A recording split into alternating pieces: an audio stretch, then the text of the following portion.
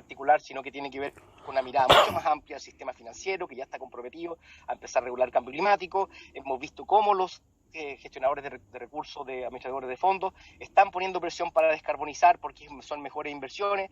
Hemos visto ya un estudio del BID que indica que si Chile hubiera tenido inversiones verdes en su sistema de pensiones, estaría mucho mayor al anuncio de la COP26, que tiene que ver con el tema de la alianza cero emisiones de financieras, que son 130 trillones de dólares. Es decir, hoy día el sistema económico entiende que la descarbonización es algo importante, que transforma el riesgo en una oportunidad. Ahora sí lo paré. Vamos por unos minutos, segundos, por favor. En Chile hay de todas estas cosas que están hablando, que acá para allá, para allá, para acá, para allá, para allá, para acá, para allá, para allá, para allá. Pero yo no sé cómo todo va a ir junto. Pum, pum, pum, pum. Vamos, conchetumare, vamos, mierda. No, mira, bueno, amor, YouTube, para todo, YouTube, para todo, YouTube's the best. Mira lo que está pasando. Esto se va a ir todo junto. Hay un matrimonio de una cosa que ellos están hablando porque esto está en una parte especial, una parte donde es político, fuerte de la familia y que se quieren casarse, tener hijos, amarse, quererse. Muy buenas personas, todo Chile, miércoles. Vamos adelante. Todo va junto, por favor. Entonces es posible una meta 2040, primero que todo, porque no consideramos el precio del carbono. Y eso es un error garrafal, porque es una de las herramientas más efectivas para bajar las emisiones. Y si no se consideró, es no por razones técnicas como uno quisiera definir que están motivando el cambio climático, sino que son razones políticas. Y al contrario, hay que considerar la evidencia de lo que significa este tipo de herramientas. También no se analizó cerrar aceleradamente la termoeléctrica de carbón. Básicamente es un cierre de termoeléctricas con chicle. El estudio de CAS indica que el 2030 es el valor óptimo. También los supuestos de energías renovables son tremendamente conservadores. Ya estamos viendo ofertas más baratas de lo que nosotros proyectamos al 2030. Y eso da cuenta de que hoy día los supuestos son conservadores en cuanto a las oportunidades de mitigación. Tercero, no considera que puede llegar a una matriz 100% renovable de acuerdo a CERA y no considera el crecimiento económico posible a través de la demanda de minerales, no considera la estrategia de hidrógeno y sus tremendas oportunidades de mitigación, lo que quiere proyectarse al 2050 equivale a 15 veces las emisiones de Chile, digamos, a través del hidrógeno verde. Entonces, ¿por qué esto es importante? Porque yo acabo de darle un montón de evidencia técnica, pero la decisión de la descarbonización es una decisión política.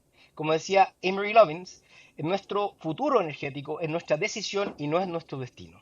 Y por lo tanto, yo creo que es fundamental entender de que Chile puede transformar ese liderazgo autodeclarado en un liderazgo real, material, y de ser el país que llega a ley con 2040 como compromiso de mitigación, entonces va a estar en la delantera global, como así lo indica su liderazgo en renovables también. Entonces, si del futuro depende de la carbono neutralidad y no hay margen para no cumplirlo, no es como esta película que quieren minar este meteorito que viene a Chile literalmente, para sacar recursos. Si se falla nuestro Disculpe futuro. Marcelo, Sí, sí. podría ir como cerrando ya en razón del Sí, esta es la tiempo. última. Muchas Esta gracias. es la última. Sí, perdón. Entonces, por lo tanto, Chile se beneficia de la carbono neutralidad y también comentarios aparte, la tutela de Hacienda no tiene justificación, insisto en eso, el Consejo de Ministros tiene al Ministerio de Hacienda, el Ministerio de Hacienda no tiene competencia en la materia de budgets y los planes sectoriales, algunas indicaciones que yo vi que tenían que ser liderados por el Ministerio de Medio Ambiente. Mi experiencia es que es mucho más efectivo cuando los ministerios llevan a cabo estos planes sectoriales. Eso sería, y perdón por extenderme, muchas gracias. Muchas gracias Marcelo. Acaba de llegar Maisa Rojas, así que le vamos a dar inmediatamente la palabra. Muy buenos días. Muchas gracias por la invitación. Siento haber entrado recién y no haber escuchado la presentación de Marcelo Mena. Me hubiese interesado escucharla. Entiendo de que se me ha invitado para discutir el tema de parte del artículo 4 de este proyecto de ley que indica que la carbono neutralidad se debiera alcanzar a más tardar al año 2050. Y es sobre la fecha de esta carbono neutralidad la que estamos discutiendo. Déjenme recordarles de que, bueno, que voy a hablar un poco en mi calidad, por un lado, de haber participado en una mesa técnica como directora del CR2 durante la discusión en el Senado.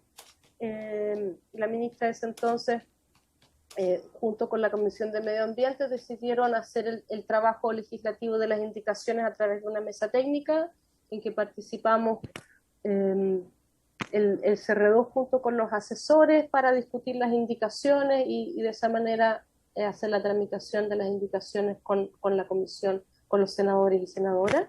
Y también voy a hablar un poquito en mi calidad de, todavía soy la coordinadora del comité científico, asesor en cambio climático del Ministerio de Ciencia, y de que una vez que exista esta ley, de hecho va a ser un comité científico asesor para el Ministerio de Medio Ambiente. Nosotros en el Senado también tuvimos la discusión si 2050 era una fecha muy tarde, muy poco ambiciosa o no. Y aquí yo simplemente quería recordarles de que el informe de calentamiento de 1,5 grados del IPCC, del Panel Intergubernamental de Cambio Climático, que los países miembros de la Convención Marco de Naciones Unidas le piden al IPCC que inscriba ese informe una vez que se firma el Acuerdo de París, llega a la conclusión de que se puede lograr limitar el calentamiento a 1,5. Recuerden que el Acuerdo de París tiene dos objetivos de temperatura: limitar el calentamiento muy por debajo de los 2 grados y hacer los esfuerzos posibles para limitarlo a 1,5. ¿Ya? O sea, 1,5 es el objetivo ambicioso del Acuerdo de París. Y porque en el año 2015, cuando se firma el Acuerdo de París, realmente sabíamos poco, de cuál era la diferencia entre un mundo de 2 grados o 1,5, si era posible, si era factible, cómo se podía hacer, realmente no sabíamos nada de eso. La convención le pide al IPCC de escribir un informe, y el informe lo escribe el IPCC, lo publica el año 2018, en octubre del 2018. Y la respuesta que da el IPCC es que, primero que nada, en el fondo dice que vale la pena realmente limitar el calentamiento a 1,5, que medio grado hace una diferencia importante, ¿ya? 2 grados y 1,5 son dos mundos muy distintos. La cantidad de impactos que nos ahorramos son muy significativos. Después, sobre la posibilidad de todavía lograr el 1,5, el IPCC en ese informe, y se reafirma en el informe que fue publicado en agosto del año pasado, es que sí es importante, es posible todavía limitar el calentamiento a 1,5, pero hay un nivel de urgencia muy grande.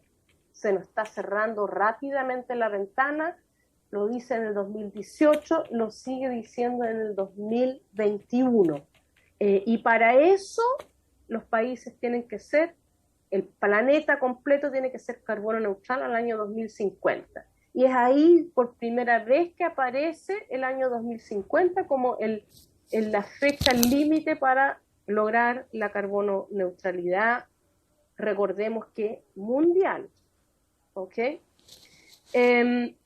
Así es que esa es la respuesta a la... Lo paré. Se para cuando... Se para, parece. ¿Cómo no sé, no lo veo. No, todo ciego. Ahora tengo que hacer esto.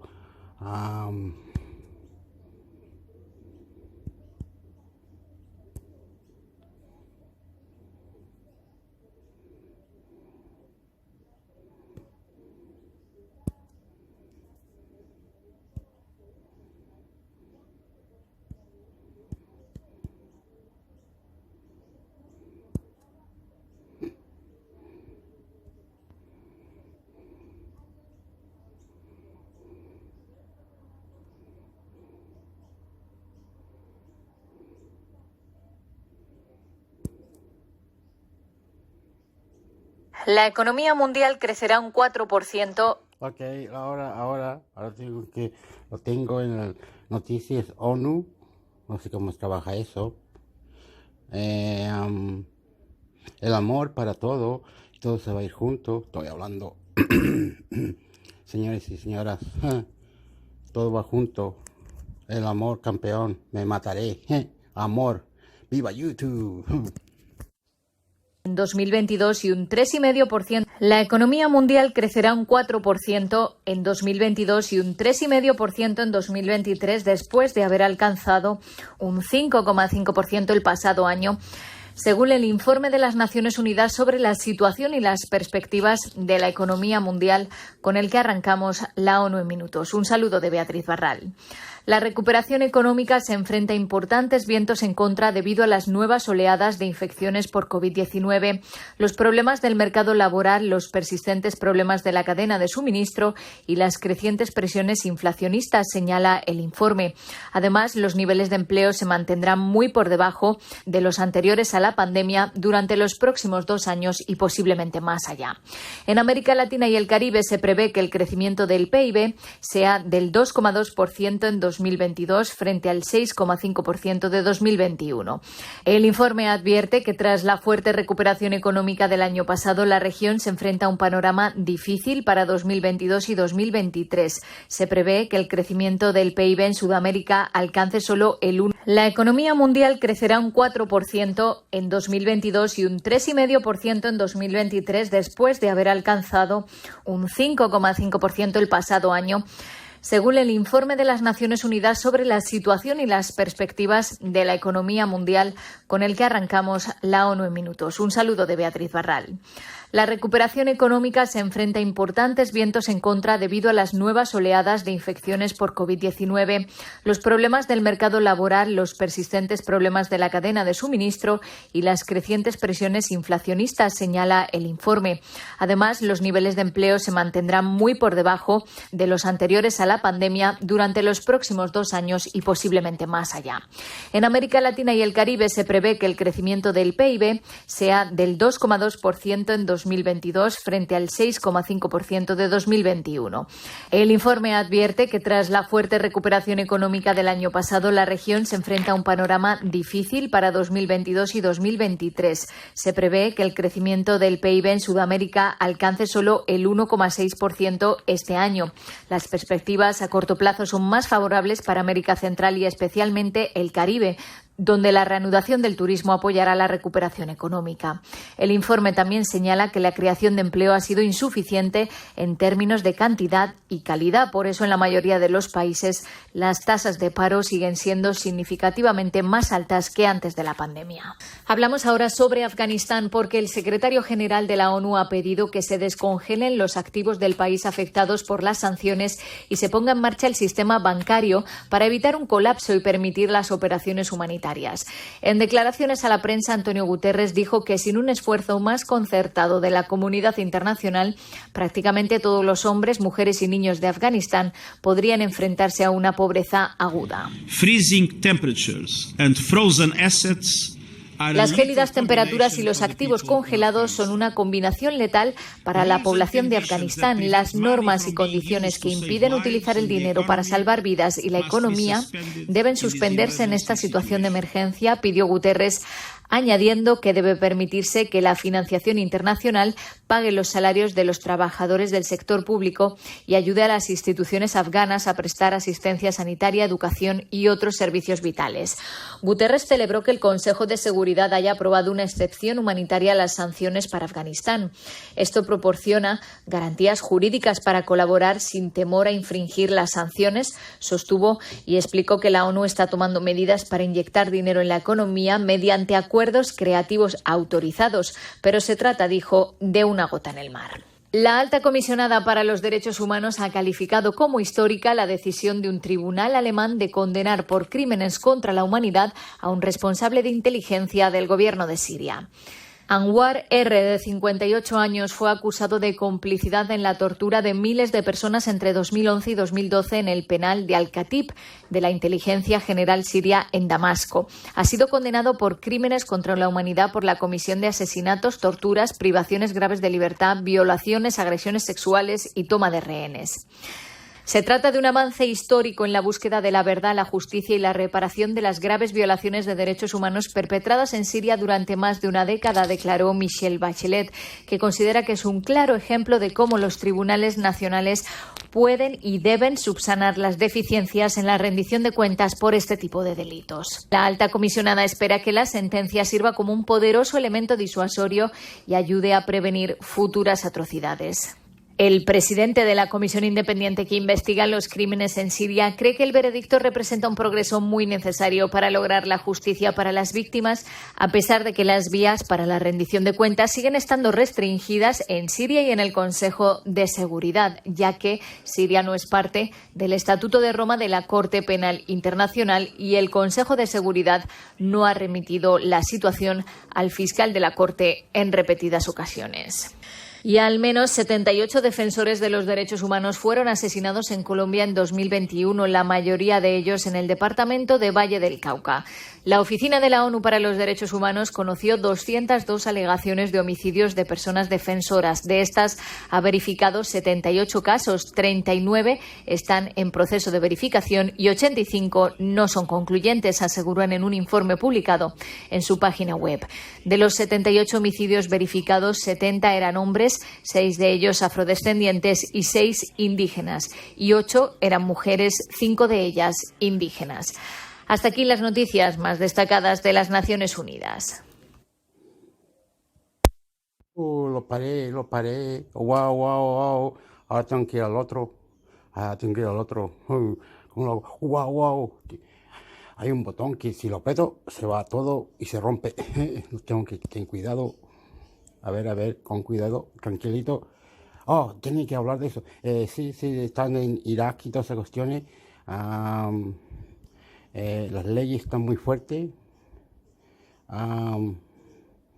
Sí, están correctos, están peleando muy duro, de todas clases, maneras, como le pongan nomás. Sí.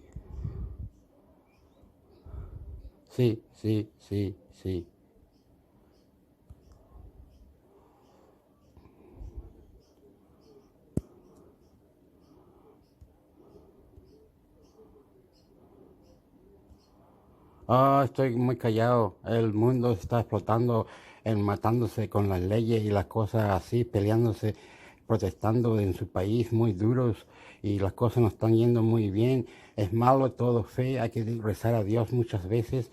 Vamos a hacer lo que podemos y entonces escuchar y entender el amor y el cariño. Tengo que buscar abierto de Australia, enero, Canadá. Y que dice, a ver, voy a estar jugando así, come on, apúrate, cabeza de pescado. ¿Cómo esto no está mirando por...? No, pues, eso es, no lo mezcle, stop, para, no lo mezcle, no más, no toques más. Dice, stop, para. Ok, este es el tercero. ¿Qué es 2 de felicidad para decadar? Clama estudiante. No, ese del Victoria activa código de Marón de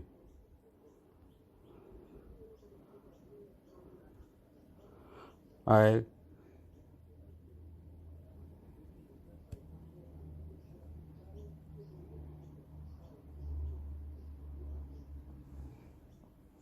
Estás escuchando SBS en español.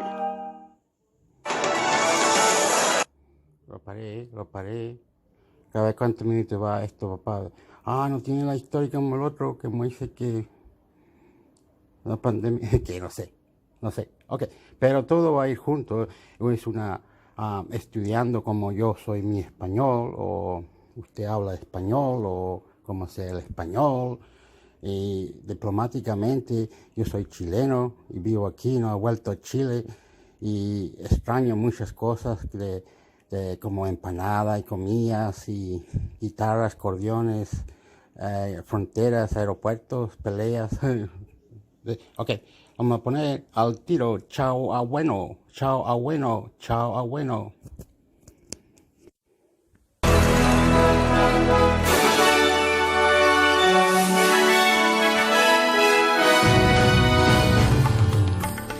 Nueva Gales del Sur registra el día más mortífero de la pandemia hasta el momento. Comienza el 5º día de búsqueda en las montañas azules de la niña desaparecida Charlize Mutton. La policía trata el caso como sospechoso. Y la erupción volcánica en Tonga ocasiona un derrame de petróleo en Perú. Estos son los titulares del martes 18 de enero.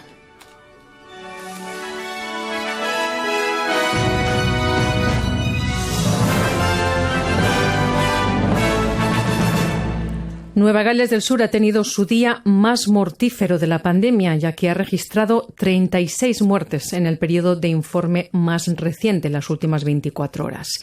El número de muertos en el estado total ahora es de 921, un aumento de 165 fallecimientos en una semana.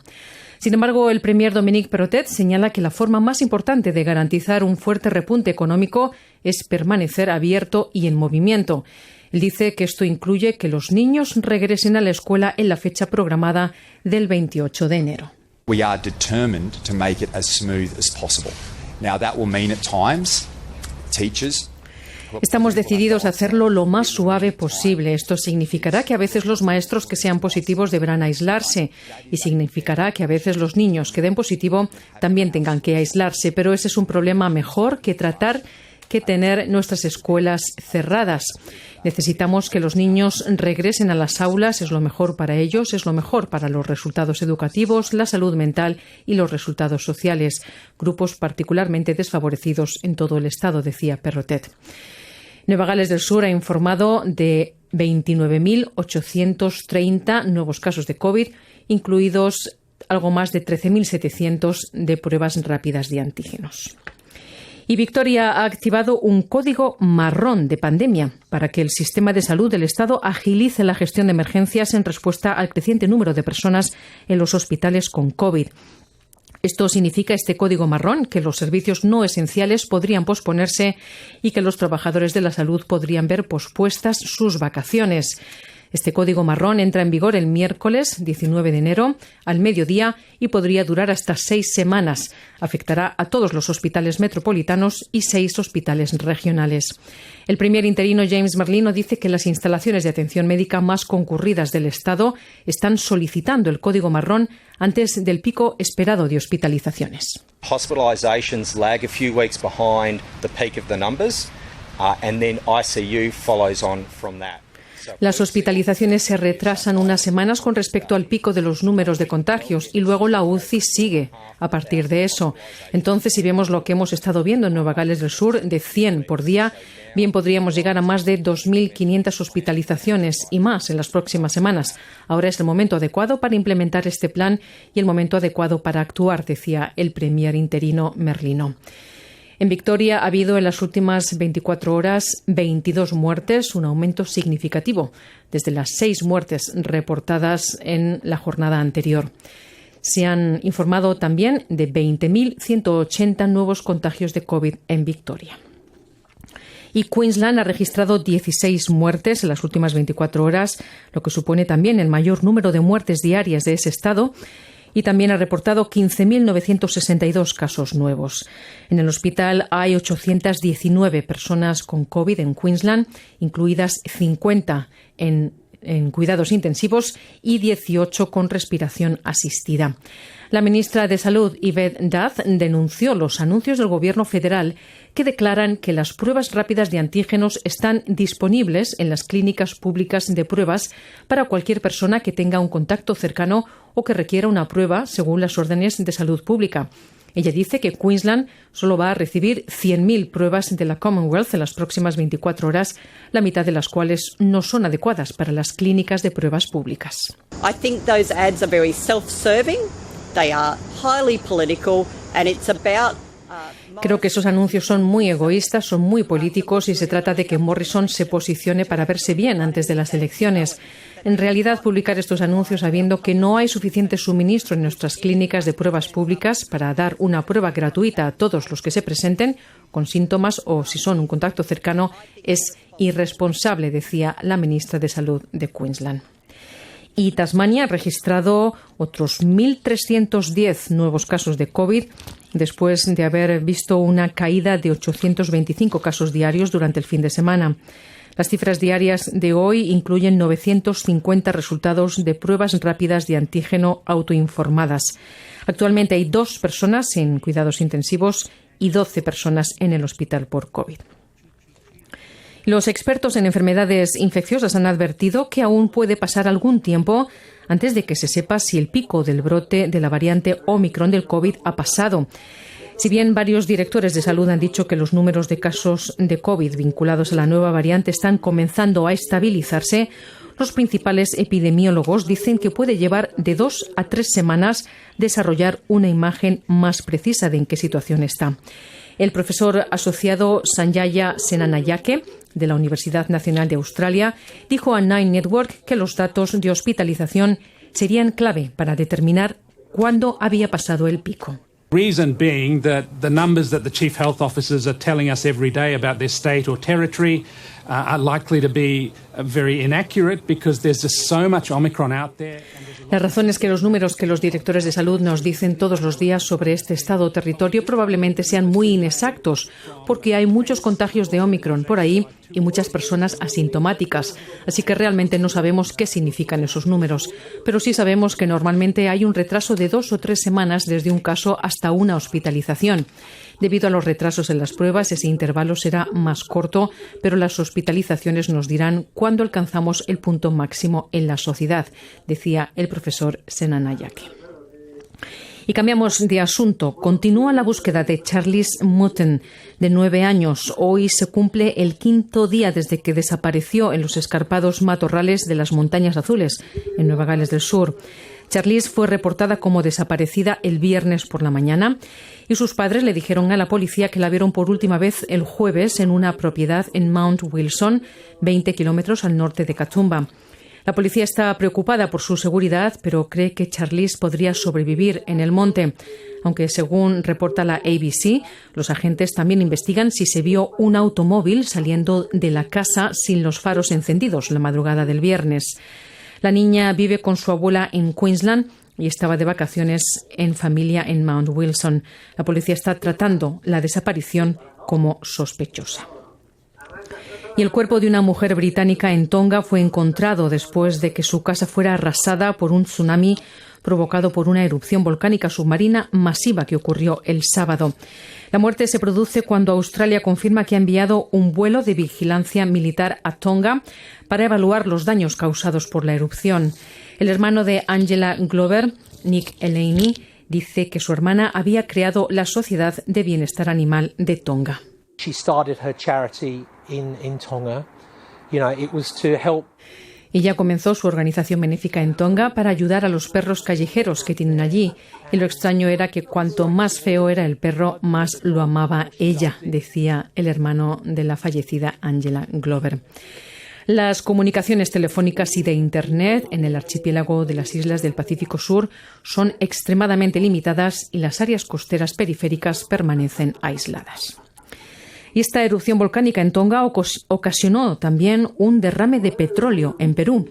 La refinería La Pampilla de la española Repsol reportó el domingo que se produjo un derrame limitado en el mar del distrito de Ventanilla del Callao durante el proceso de descarga del buque tanque Mare Doricum de bandera italiana debido a la violencia del oleaje del sábado en las costas limeñas.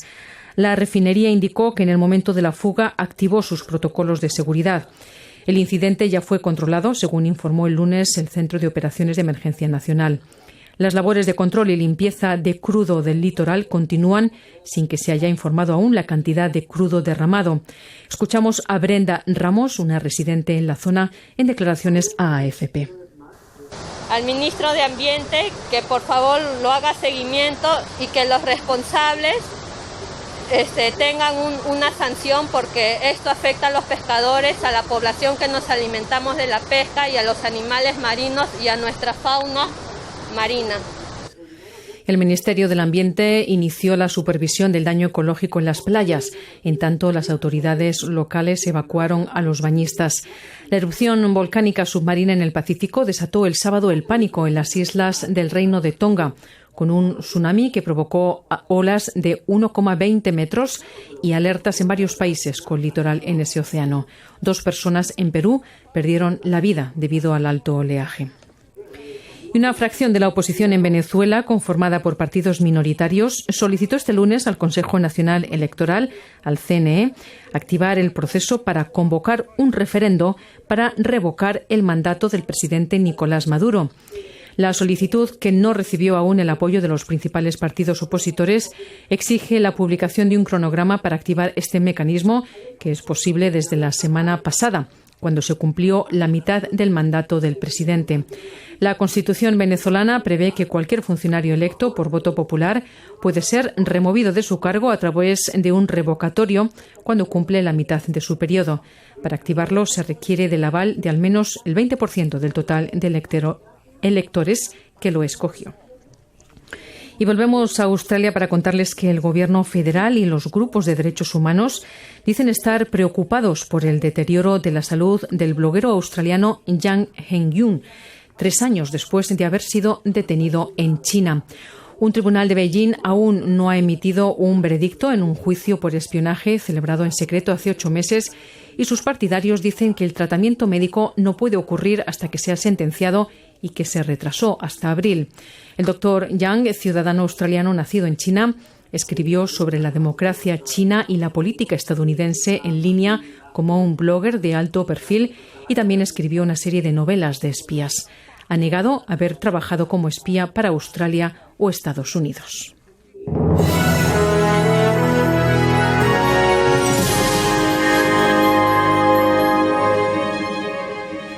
En las finanzas, el dólar australiano se cotiza hoy a 72,1 centavo de dólar americano y a 63,2 céntimos de euro. Y en los pronósticos del estado del tiempo para esta tarde, Perth presenta día soleado y caluroso con 39 grados de máxima. Adelaide, sol con 25 de máxima. Lo paré. Tengo al otro ahí arriba insultando.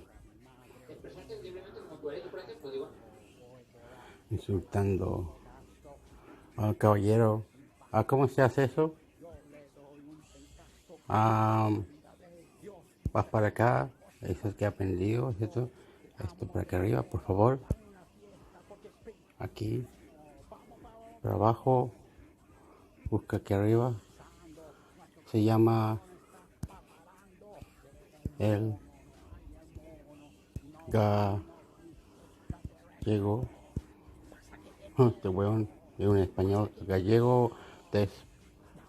Despotricando blog EGYB. Es largo su cuestión.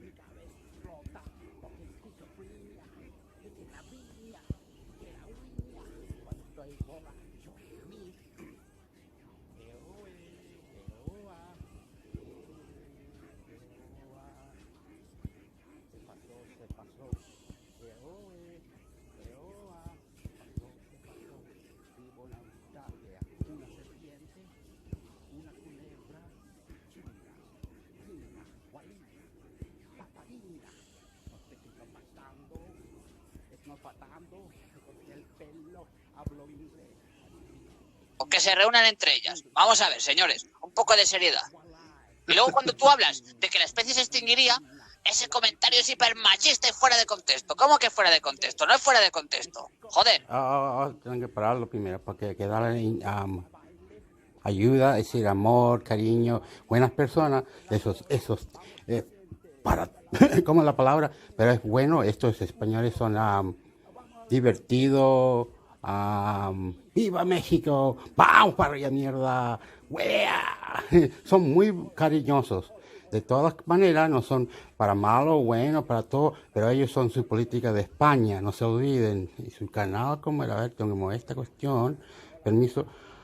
Su canal, El Caballero, se llama El Amor según a la Papa Francisco es. Vamos a aprender a ver. Ese comentario es natural y es cierto, como la vida misma. Si no hubiera ciencia y fuésemos una especie más retrasada, si todo el mundo es homosexual, esa especie desaparece. Que está bien. Tú puedes hacer tu puñetera vida y ser libre y acostarte con un árbol, que es lo que estamos viendo. Pero oye, no lo metas en clase y aturdas a los niños, cojones. Ni me vengas a mí diciendo que Ahora tú... puedo parar. Perdóneme, yo no estoy... ellos hablan su español que estaban diciendo de unos políticos de España que nos hablaron muy bonito cuando estaban presentando el caballero, el gallego Desproticando blog. El caballero estaba hablando que nos hablaba muy bien y yo no soy buena con español. Perdóneme. Y hablaban de que estas personas estaban adelante del micrófono, era una señora y muy mal esto hecho, las palabras que la señora estaba poniendo el caballero desde el canal de YouTube, muy bueno con el otro que se llama Pulgar y Pulgar, como que la pulga actividad, la pulgar, ¿cómo que le llaman? Entonces la pulga, ellos hablan así. El último que voy a hacer ahora, tengo que ir a este otro para que escuchen cómo habla el caballero. A ver si este es venezolano. Perdón, ok. Esto se baja.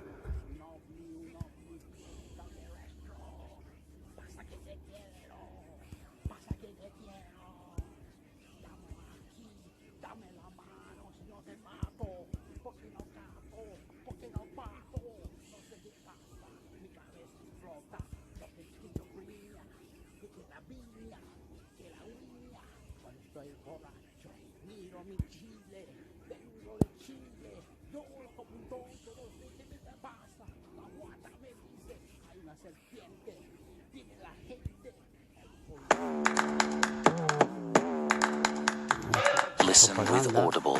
Get your first audiobook free.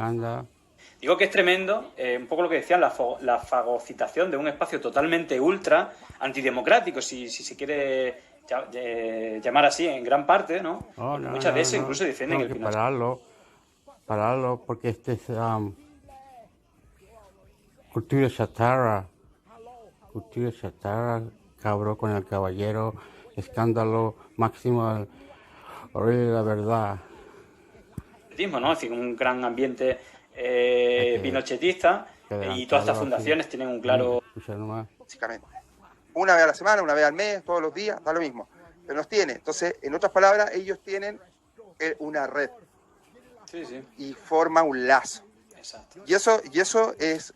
claro, no siempre se compra con dinero, es decir, se dan las condiciones de dinero para tirar y, bueno, si entras en la red de manera gratuita, bien. Si hace falta empujarte con un poco de dinero, es decir, que ellos van viendo, administrando su organización, su red, ¿no? Sí, por ejemplo, ellos empiezan a traer políticos importantes del sector, financistas importantes del sector, intelectual importante. Entonces, cuando te invitan a ti, tú dices sí. Obviamente, porque están invitando a toda la gente importante de ese sector. O sea, si yo digo que sí, también soy importante. Juegan con el ego. Es una buena forma también para jugar con todo eso. Entonces, todas estas personas tienen, y ahí tienen... Oh, lo paré. Oh, hice un error. Lo paré, lo corté. Oh, no sé lo que estaba pasando. Lo corté. Continúa a mantener un equilibrio entre ambos, pero todas las declaraciones que ha hecho Boric, sumado también a los gestos que ha hecho, muestran que se está yendo para un lado. ¿Cuál? El de Estados Unidos, que sería volver un poco a la esfera de influencia estadounidense en la que Chile ha estado tradicionalmente, pero en la cual se alejó del gobierno de Sebastián Piñera y durante la gestión de Donald Trump en los Estados Unidos, por mal manejo de política exterior tanto de Estados Unidos bajo Trump como también de Piñera bajo su administración, que todavía está vigente. Entonces parece estar yéndose más en esa dirección de Estados Unidos. Ahora, ¿por qué? Porque Estados Unidos no le lanzó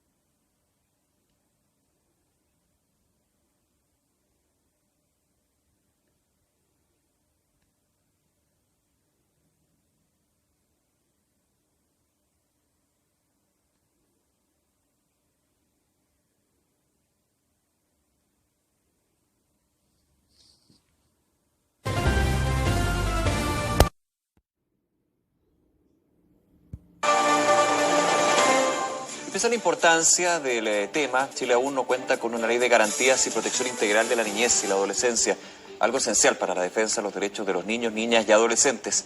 Vamos a analizar este tema, también el trámite legislativo sobre estos puntos. Para eso estamos en contacto con el director de la Fundación para la Confianza, José Andrés Murillo. ¿Cómo estás, José Andrés? Gracias por acompañarnos esta mañana. Muchas gracias por la invitación. Muy buenos días. A ver, primero pongamos en contexto este tema que vamos a conversar. ¿En qué está el proyecto de garantías para la niñez? Lo hemos conversado muchísimas veces. Hemos tenido varias entrevistas, por ejemplo, con la defensora de la niñez al respecto. Y al parecer uno tiene la impresión desde afuera que se ha avanzado bien poco al respecto. Casi nada. No sé si es así también la realidad. Sí, solo para poner en contexto, el año 90 Chile ratifica la Convención Internacional sobre los Derechos de la Niñez, que es parte de los derechos humanos, de la Convención de la Declaración de los Derechos Humanos, que refuerza los derechos de la niñez sabiendo que generalmente quedan desprotegidos en distintas instancias. Chile se compromete a contar con una ley que haga una bajada práctica y efectiva y eficaz de los derechos de los niños. El mismo año 1990, sin embargo, después de al menos 3 proyectos de ley, el 2005, el 2012 y ahora el 2015, esta ley sigue durmiendo por distintas trabas y no se ha hecho efectiva. Es decir, Chile tiene un compromiso para tener una ley que cree un sistema de protección integral de los derechos de la niñez. Ojo, no solo Sename o Mejor Niñez o el sistema que sea, es protección especial, es decir, cuando todos los sistemas han fallado. Lo corté, pero, trabajo, yo hago cuestiones nomás y se puede cortar. La batería, ok, no importa.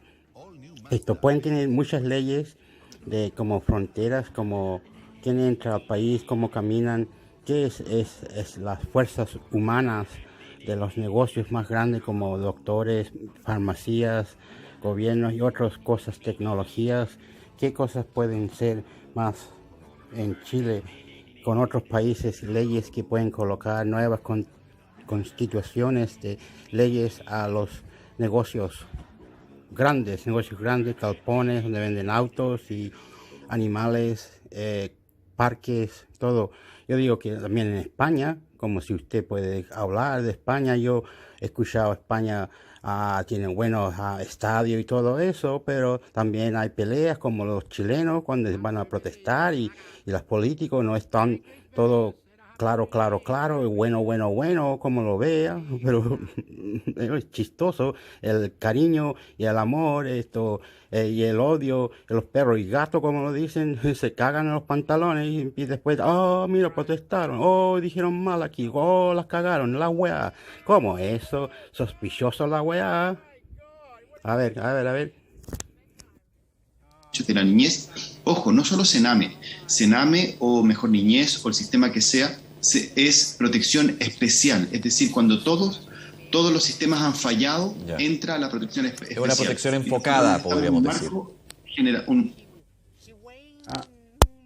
También, si quieren decir, ¿cómo es la palabra? Sospechoso la web. No, están en una cuestión en pánico, ya están, bla, y hablan nomás, y hablan así, bla. Pueden decir lo que quieran, insultar, y ganaron, ya, listo, ganaron, más a la mierda, ya, listo, ya, terminó. Pero no es así, porque tienen que escuchar y responder, ya, las otras personas están fuera de su característico, que es al otro lado del micrófono, otro lado del aeropuerto, todos viviendo, diciendo esto es lo que vimos aquí, y mira lo que están pasando, estos son los humanos que nos están para el futuro llevándonos adelante con otros países que no quieren venir aquí a molestarnos, ayudarnos, a hacer qué cosas, maten este virus, hagamos una pelea, estamos todos esquizofrenia, somos tontos, ¿de dónde mierda? ¿Por qué hablamos así? Pues huevo, la mierda, ¿qué pasó? No seas tonto, por favor, cálmate, hay que protestar y asustar al gobierno, no sé cómo vivir, buscar un trabajo sin pillarse con ese virus que anda, o personas criminales que andan guayando, no sé cómo es los choros y los flaetes. Dios mío, ¿qué pasa en este mundo? Es protección especial, es decir, cuando todos todos los sistemas han fallado, entra la protección especial. Es una protección enfocada, podríamos decir. Un marco general, un marco universal para todos los niños, para que no tengan que llegar a instancias como Sename. Y esa es la ley que hoy día está trabada en el Congreso, fue aprobada por el Parlamento, sin embargo, fue vetada por el Ejecutivo y hoy está en una suerte de limbo entre el Ejecutivo, el Parlamento y el Tribunal Constitucional. Lo que necesitamos es que bajen las trabas para que esta ley se haga efectiva. Ahora, ¿cuáles son esas trabas? Volviendo al contexto para entender, porque si uno toma lo que tú dices, una ley, una norma, un ordenamiento jurídico que sea una bajada práctica y efectiva de los derechos del niño, aquí nadie podría entrar a discutir, nadie, y más encima si tenemos acuerdo internacional al respecto. Pero ¿cuáles son los problemas que se han generado en la práctica y las desavenencias entre distintos sectores para que estemos discutiendo estos 3 años cuando la evidencia y la necesidad de que exista es bastante clara? A ver, si bien hay temas que son técnicos, lo que está detrás es, me parece, que una cultura que sigue considerando a los niños como objetos de protección, si tú quieres, objetos que no tienen voz, que no tienen opinión, que no tienen una autonomía que sea progresiva y sea adecuada a su edad, y eso hace que grupos ultraconservadores y que sin embargo han hecho un lobby muy importante generen finalmente estas trabas entre el Poder Ejecutivo, que veta la ley, por 2 o 3 artículos que les parece que le dan voz a los niños en algunas materias que son muy importantes, ¿no? Por ejemplo, cuando hay juicios de tutoría, de tenencia compartida, los niños requieren entregar su opinión y que esa opinión sea considerada. Que la voz de los niños en cualquier instancia sea considerada por los tribunales, por el poder político, por los colegios, que incluso es importante porque no son entes sin pensamiento, sin opinión, sin incluso opinión política en algunos casos, y los adultos no son los que más saben sobre ellos, sino que tienen que considerar su voz. Y en eso ha habido una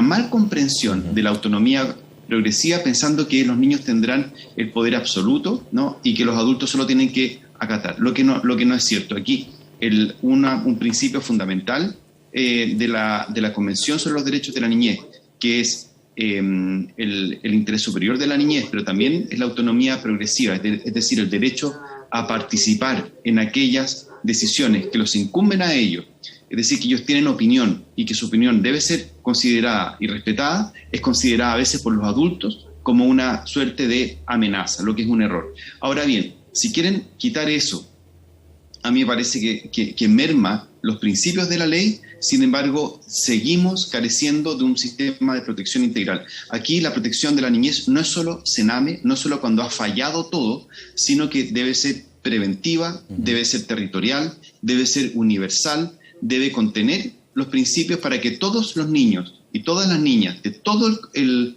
territorio nacional cuenten con un sistema efectivo, eficaz a la hora de proteger cualquiera de sus derechos. No puede ser que los niños solamente entren al sistema de protección cuando han fallado, ¿no? Es decir, cuando entran a Sename.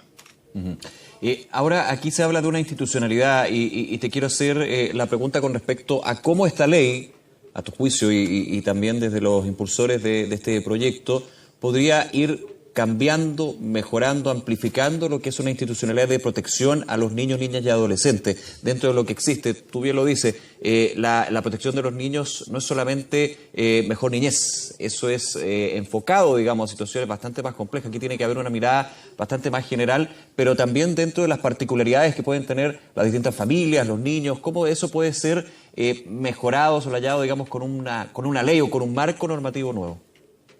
A ver, es un marco normativo que impulsa al Estado a crear una institucionalidad. Nosotros desde la sociedad civil llevamos años peleando por 3 instancias, ¿no? Al menos. Uno es la Defensoría de la Niñez, que felizmente existe hace un tiempo. Antes no existía, nosotros sabíamos que era muy importante y por eso luchamos para que existiera la Defensoría de la Niñez. Necesitamos también un ente rector, es decir, una instancia que pueda coordinar todas las políticas de infancia, no solamente no solamente tipo Sename, sino también, ojalá fuera un supraministerio que coordine todas las instancias.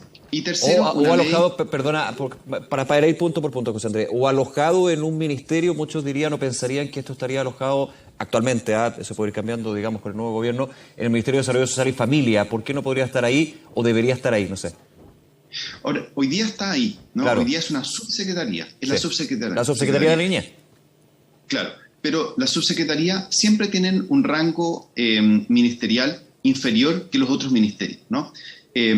Nosotros creemos que para poder coordinar los asuntos de niñez son asuntos de salud, de educación, del Ministerio de Desarrollo Social, de Interior, de vivienda. Multifactoriales, multiministeriales, digamos.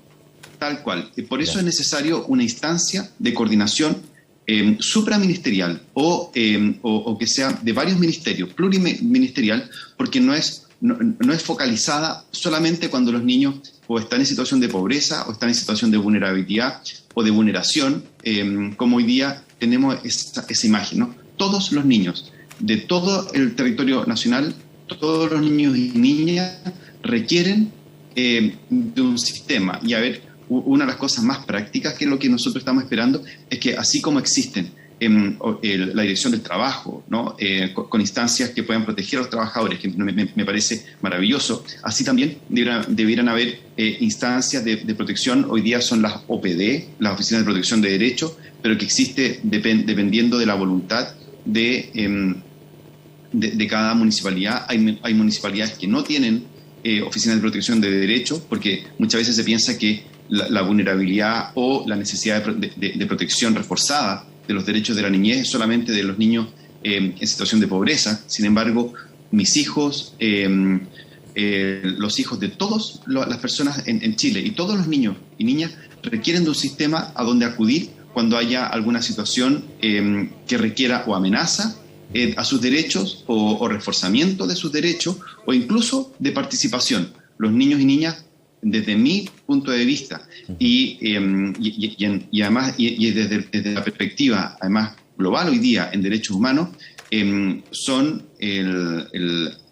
requieren de instancias de participación, no solamente de protección, porque ahí seguimos pensando como los niños solo cuando son vulnerados, es decir, como son objetos de protección cuando son vulnerados. Sin embargo, hay una instancia de participación que es clave, y eso es lo que nosotros tenemos que comprender hoy día. Incluso en instancias políticas adecuadas, evidentemente a su edad, ellos requieren de participación, porque eso además les va a permitir ser más responsables. Ojo, no menos responsables, sino más responsables, y eso está hoy día está aprobado. Hay evidencia en que los niños, cuando tienen instancias de participación, se hacen más responsables de su entorno, del medio ambiente, y además, y eso es una cosa que probablemente todos los papás lo hemos visto, ¿no? Los niños tienen mayor conciencia respecto de los animales, de sus compañeros, compañeras, del medio ambiente, y es los adultos quienes tenemos que aprender de los niños, ¿no?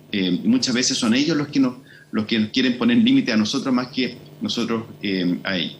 Sí, yo te había interrumpido, perdona, pero tú no hablabas de las 3 instancias donde finalmente se habla de esta protección integral a los niños, que es Defensoría de la Niñez, este órgano supraministerial que comentabas, que abarca distintos ministerios, y me imagino que la tercera es justamente la participación que pueden tener los niños, niñas y adolescentes.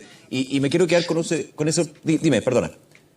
No solo participación, sino también la presencia territorial de instancias de protección y participación. Perfecto. Entonces, las oficinas de la niñez, las oficinas de protección de derechos, como sea que le llamemos, requieren de tener presencia en todo nuestro territorio y que sea efectivo, que haya protección administrativa. Es un concepto un poco extraño, pero hoy día cuando un niño son amenazados sus derechos, solo tiene la posibilidad de entrar en una instancia judicial o quedar en la desprotección. Sin embargo, necesitamos una instancia que no sea judicial, pero sí que sea efectiva, que sea la protección administrativa, le llamamos, ¿no? Que sean instancias que tengan competencia suficiente para poder instar a la institucionalidad de nuestro país, a los colegios, a las familias, que puede tener una reacción, perdona José Andrés, como administrativa, me imagino, tú me corriges, puede tener una reacción más rápida que es necesario, más rápida para cuando se vulneran a los niños, niñas y adolescentes. Yo no estoy criticando a lo que es el Poder Judicial, pero entendiendo que los plazos judiciales, especialmente en términos de familia y niñez, desgraciadamente tienen tiempos bien largos, como corresponde dentro del proceso. No solo lento, sino que además muchas veces retraumatizante, ¿no? Claro, para los niños, ¿qué decir? Tal cual. En cambio, nosotros sabemos, existen hoy día las formas de saber cuando un niño comienza a entrar en riesgo de vulneración de derechos. Hoy día sabemos cuando un niño comienza con ciertas situaciones y que puede terminar luego en el Sename o en Mejor Niñez o en otras situaciones que pueden ser muy duras para ellos. Y si tenemos la instancia de alarma temprana para saber lo que está pasando, hoy, si es que no es judicialmente, no tenemos forma de proteger. Ese punto, y porque también finalmente es más bien sostén del ámbito judicial esta reacción que yo digo y prevención de nuevos hechos, pero finalmente lo que se busca es una prevención de que nunca ocurra esa vulneración y obviamente dejar todo en manos de las instancias judiciales en términos de los tiempos y también de la capacidad que tiene o no. Hay que adelantarse, a eso es lo que apuntas tú. Tal cual, incluso en esta efectividad es más económico para el Estado, prevenir situaciones de vulneración es menos traumatizante para la niñez, puede ser contextualizada, es decir, los jueces muchas veces actúan solamente cuando hay vulneración de derechos, ¿no? Y entran a veces el Ministerio Público o jueces de familia o carabineros. Sin embargo, si tenemos oficinas especializadas, contextualizadas, que actúen con eficacia, con rapidez, con competencia suficiente para poder poner en el centro. Ojo que cuando hay una vulneración de derechos, lo que está en el centro es quién cometió esa vulneración de derechos para poder juzgarla. Cuando tenemos protección administrativa, tenemos en el centro al niño o la niña que puede ser, cuyos derechos tienen que ser fortalecidos, tienen que ser protegidos, incluso la familia o la instancia o el tipo de familia que sea, tiene que ser fortalecida. No solamente buscar a quién ha sido el culpable, porque muchas veces cuando nosotros reducimos la protección de la niñez a un juicio penal, el niño se transforma inmediatamente solamente en un medio de prueba para demostrar quién fue el que cometió la vulneración. Entonces se pierde de foco, ¿no? El niño es un medio de prueba y no es el centro de la protección para que este niño vea sus derechos fortalecidos. Muchas veces en un juicio el niño ve sus derechos nuevamente vulnerados, ¿no? Hay una revictimización de los niños en el proceso que busca, pareciera, entre comillas, protegerlo. ¿Por qué? Porque carecemos de una protección administrativa, que es lo que nosotros buscamos ahora. José Andrés Murillo, director de la Fundación para la Confianza, como siempre, muchísimas gracias por conversar con nosotros de un tema tan relevante y clave, digamos, que siempre ha estado, pero que siempre hay que estar retomándolo. Muchísimas gracias, que te vaya muy bien. Gracias a ti y muchos saludos por allá. Buen día, un abrazo.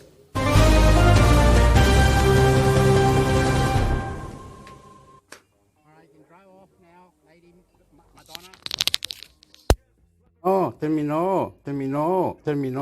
Wow, ¿qué tengo que hacer? Ok, me voy a ir. Esto mucho. Dios mío, Dios, lo amo, le voy a dar un abrazo, apóyame, hágame feliz. Esto es mi español, todo va a ir junto. Esto era de Chile, de la mañana. ¿Cómo es la cuestión? Ok, tengo que pararlo. ¿Cómo lo paro? Perdón. Entonces va juntos. La familia, voy a tomar mi cerveza. A ver, ¿para qué? Lo que hice. Querría, tengo que hacerlo. Perdón, amor.